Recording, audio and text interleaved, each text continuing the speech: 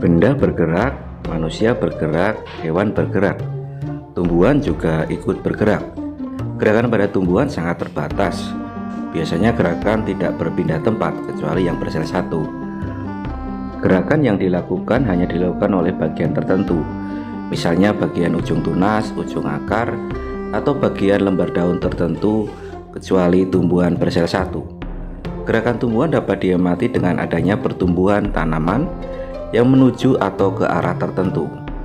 Demikian pula untuk akar-akar yang menembus tanah menuju ke tempat yang lembab atau berair.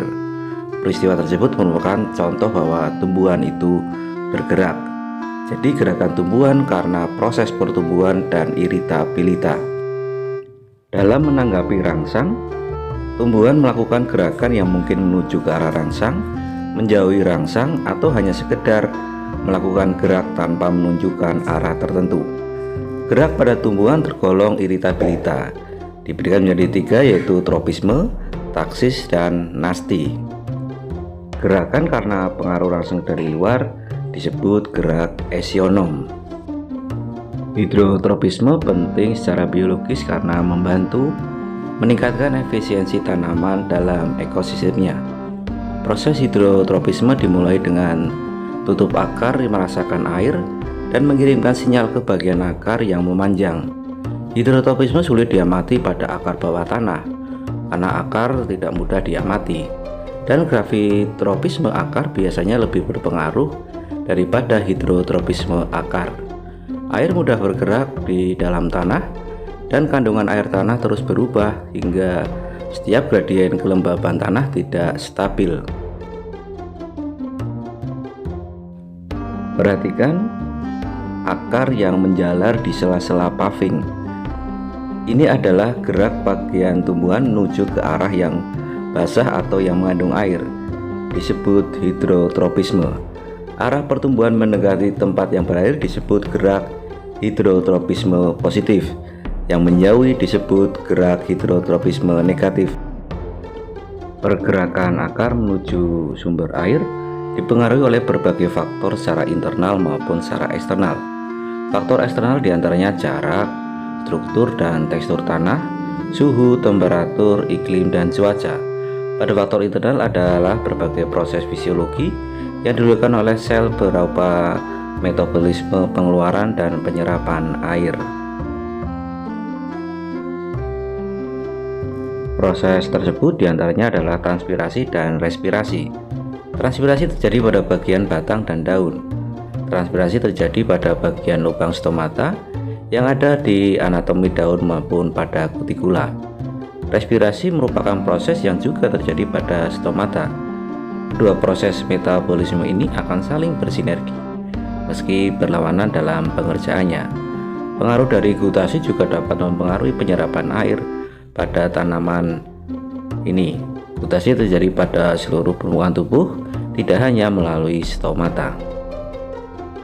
Akar menopang tumbuhan agar mampu berdiri tegak.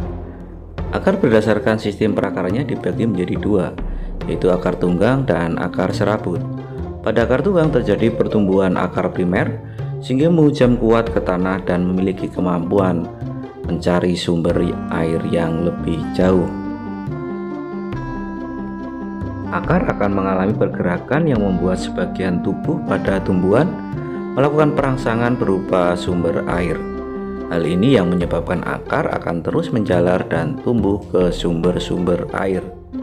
Akar bertanggung jawab akan adanya kandungan air di dalam tubuh tumbuhan. Jika air di dalam tubuh tidak terpenuhi, maka yang terjadi tumbuhan akan mudah mati. Air juga berfungsi untuk metabolisme pembuatan makanan pada tumbuhan. Proses fotosintesis pada tumbuhan sangat butuh air untuk melakukan proses pembuatan gula dan oksigen. Jadi akar akan selalu tumbuh mendekati sumber air. Semakin jauh sumber air, maka akan semakin cepat dan panjang pertumbuhan akar yang terjadi. Berikut beberapa manfaat akar pada tumbuhan.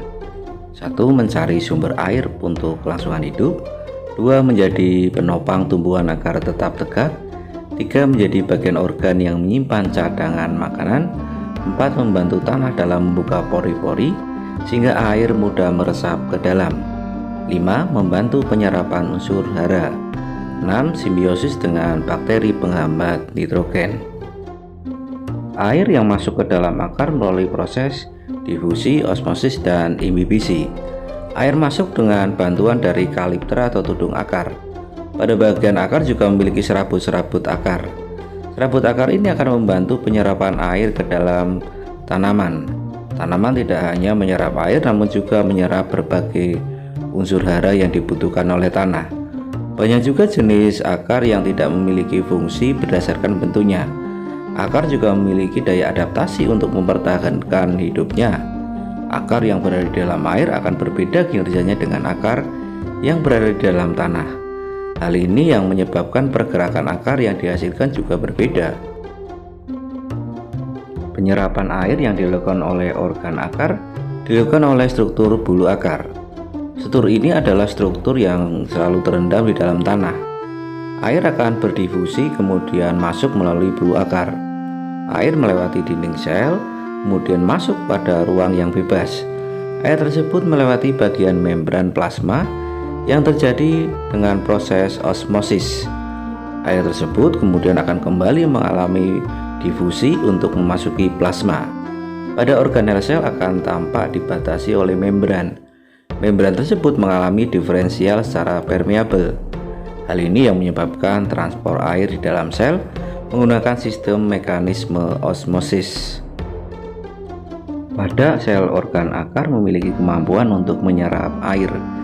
Hal ini menunjukkan potensial dari air yang bersifat negatif. Potensial tersebut memiliki sifat yang lebih besar daripada larutan yang ada di dalam tanah. Pada keadaan tersebut, organ akar akan dapat melakukan penyerapan air secara pasif. Hal ini menjadi penyeimbang dalam tenaga potensial air. Potensial osmotik atau tekanan osmotik dan tekanan turgor yang ada di dalam dinding sel menyebabkan keseimbangan. Hal ini yang membuat air terdorong sehingga masuk ke dalam sel-sel di ruang sebelah dalam. Jadi proses masuknya air adalah kombinasi yang terjadi antara difusi dan osmosis. Penyerapan ini melibatkan energi metabolisme karbohidrat. Jika tidak melibatkan energi metabolisme, maka penyerapan yang terjadi akan disebut dengan penyerapan pasif. Banyak ditemukan potensial air pada larutan tanah memiliki kadar lebih tinggi daripada kadar di sel-sel akar. Luar biasa ya kerja si akar ini. Bekerja dalam sunyi dan diam tanpa suara, tak gaduh melakukan kewajibannya dan menjadi kontributor utama kehidupan baru sebuah pohon. Ia tak bekerja sendirian. Ia perlu bantuan matahari, perlu bantuan daun, perlu bantuan batang, dan banyak berterima kasih pada hujan yang menyiram suburkan tanah dengan curahan airnya. Dan akar pun menyadari bahwa ia juga makhluk yang tunduk pada Sang Pencipta. Urip mung mampir ngombe.